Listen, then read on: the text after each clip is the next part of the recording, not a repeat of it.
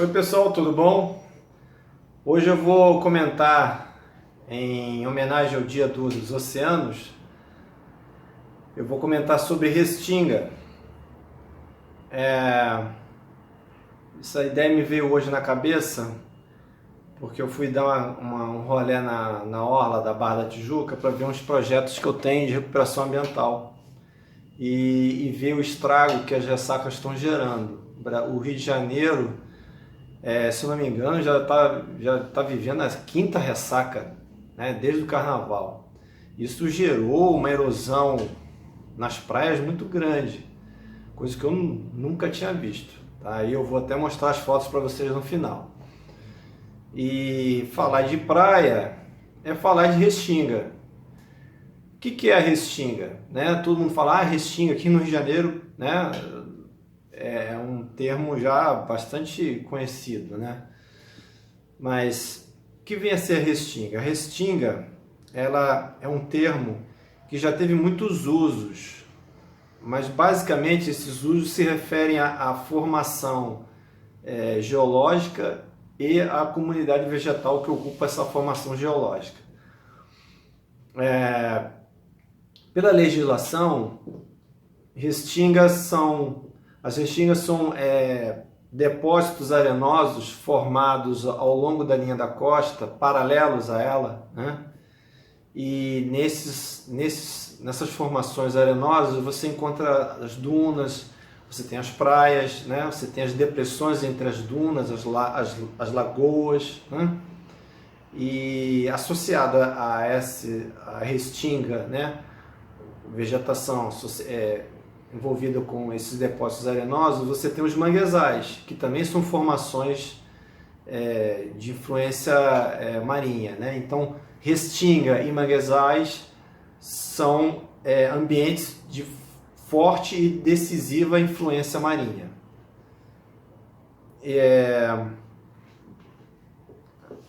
Então, nós temos uma formação geológica, né? Basicamente arenosa, e que é ocupada por uma comunidade vegetal bastante singular, né?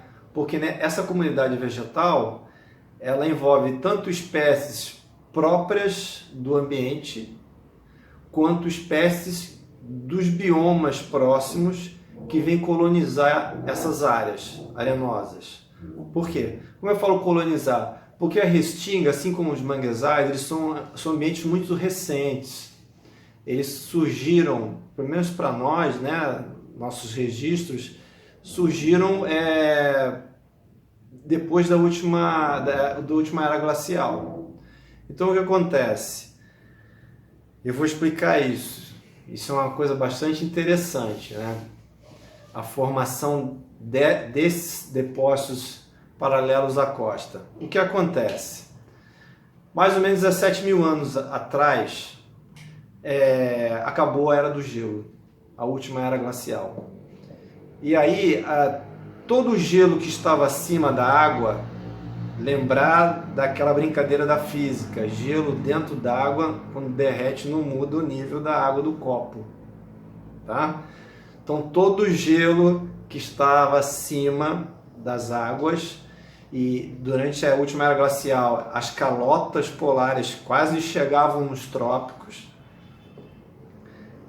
esse gelo foi derretendo anualmente e o nível do mar foi subindo.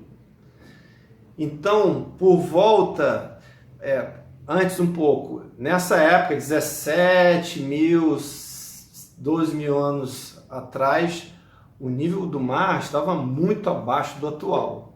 Tá? Há quem diga que estava 120 metros abaixo do nível atual. Então você imagina que naquela época a linha da costa ela estava muito para dentro do mar que é hoje, né? Então imagina quantos ambientes haviam, né, nessa área, nessa imensa área do litoral brasileiro e do mundo também, né? Um fenômeno que pegou o planeta inteiro.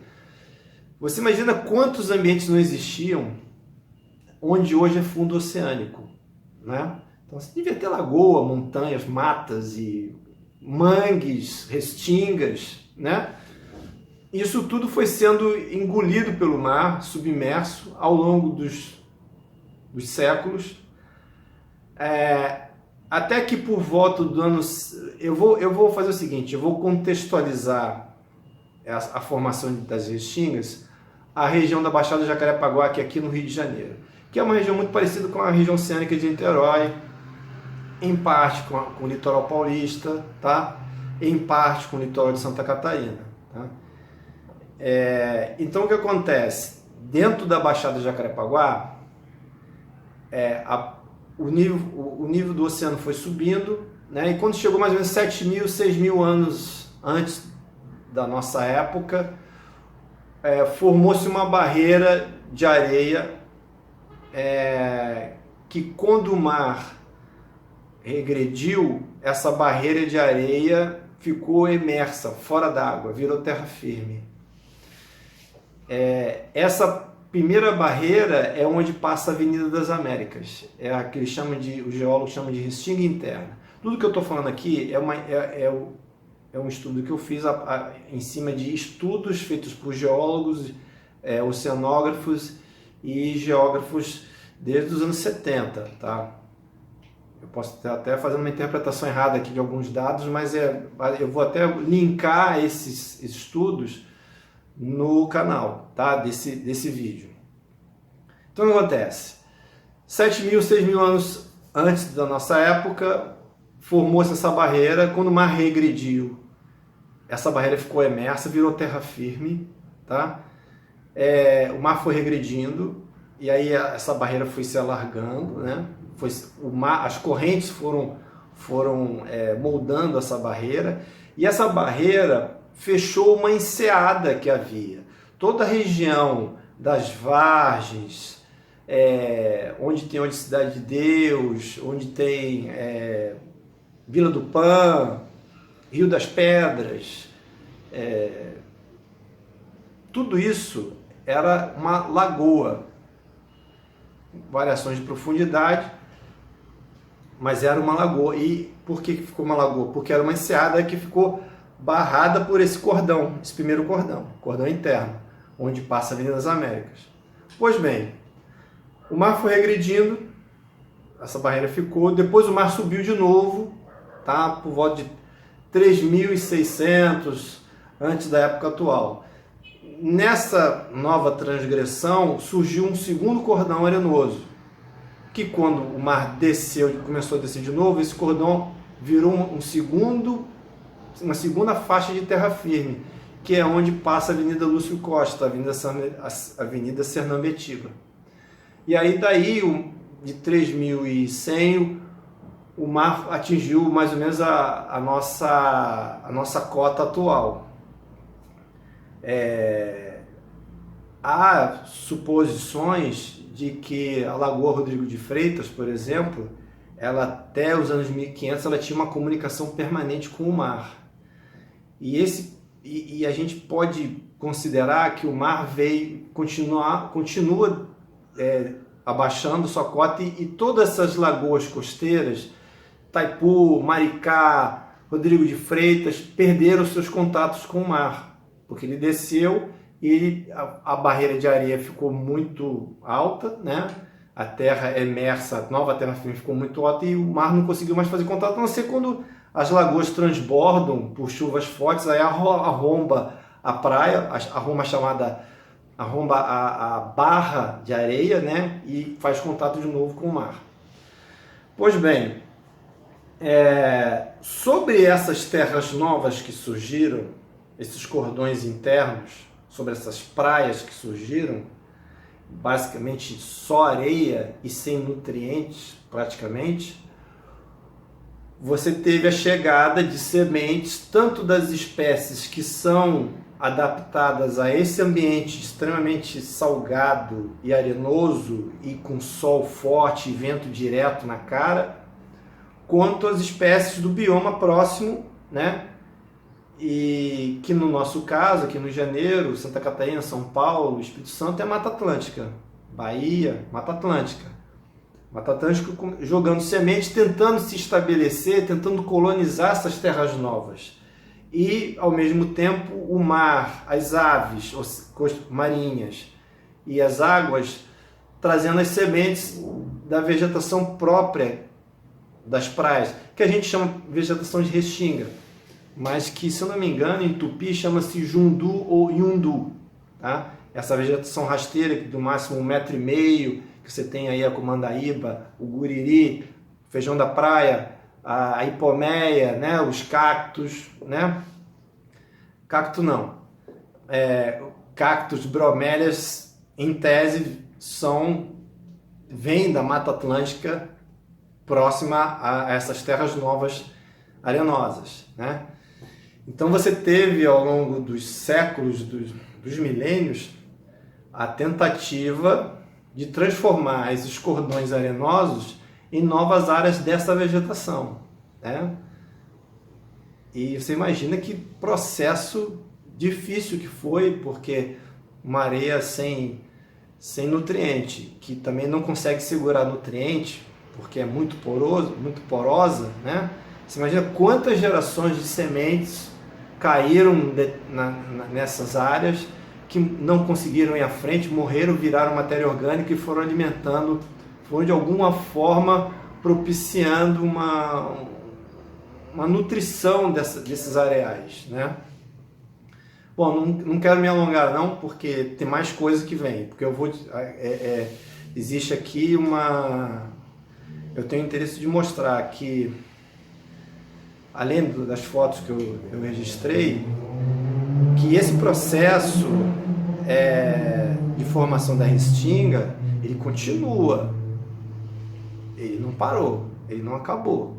A gente não sabe exatamente se o mar continua regredindo do seu nível, ou se ele tende a naturalmente,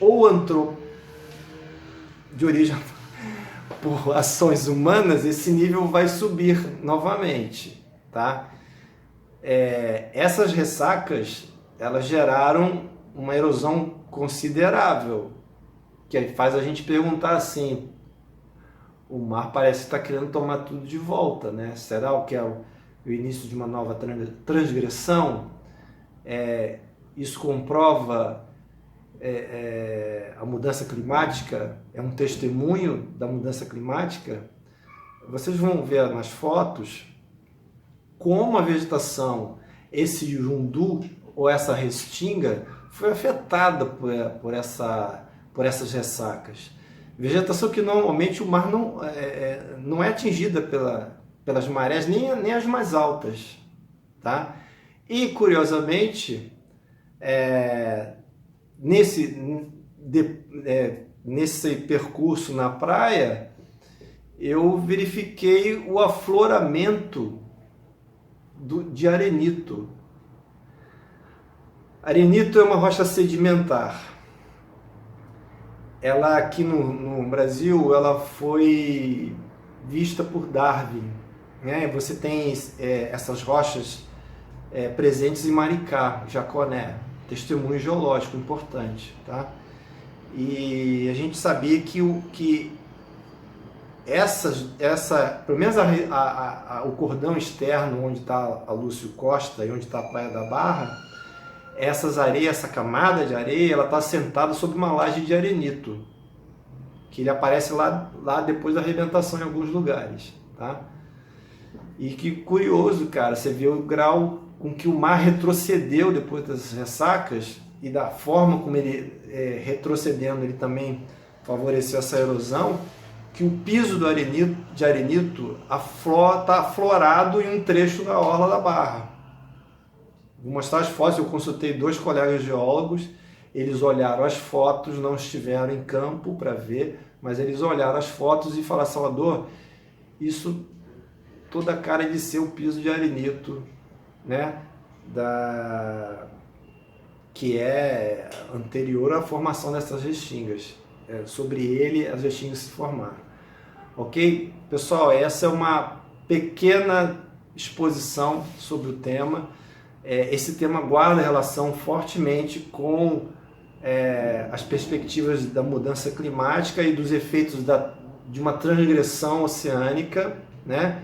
que não vai apenas erodir as praias, né? Uma transgressão oceânica, o aumento do nível do mar, ele vai afetar lá para dentro, tá? As comunidades humanas e os ecossistemas todos para dentro, onde tem o complexo lagunar de Jacarepaguá, onde tem a Lagoa Rodrigo de Freitas, onde tem o complexo lagunar da região oceânica de Niterói, Maricá, Saquarema.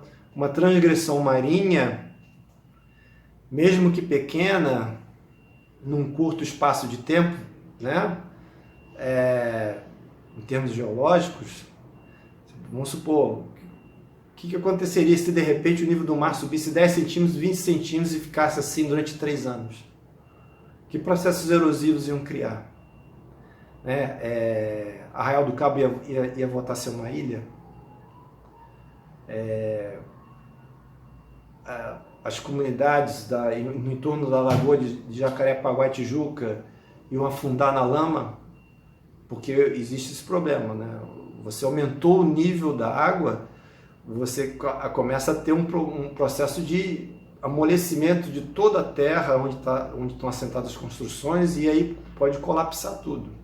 Então o problema da elevação do nível do mar não se resume à erosão das praias, aos riscos de destruição de uma avenida costeira, dos quiosques, uma coisa que vai muito além, e as pessoas ainda não perceberam isso, tá? Uma elevação do nível do mar de 10 centímetros, vamos supor, dentro do complexo lagunar de Jacarepaguá, ocupado por um monte de condomínio de favela, você imagina o refluxo dos esgotos que vai ser gerado. Os aspectos geotécnicos, né? A instabilidade dos terrenos que vai ser criada, uma instabilidade de terreno. De que nível, né? Então são reflexões para a gente fazer, e ainda mais nesse dia aí, que domingo é o dia dos oceanos.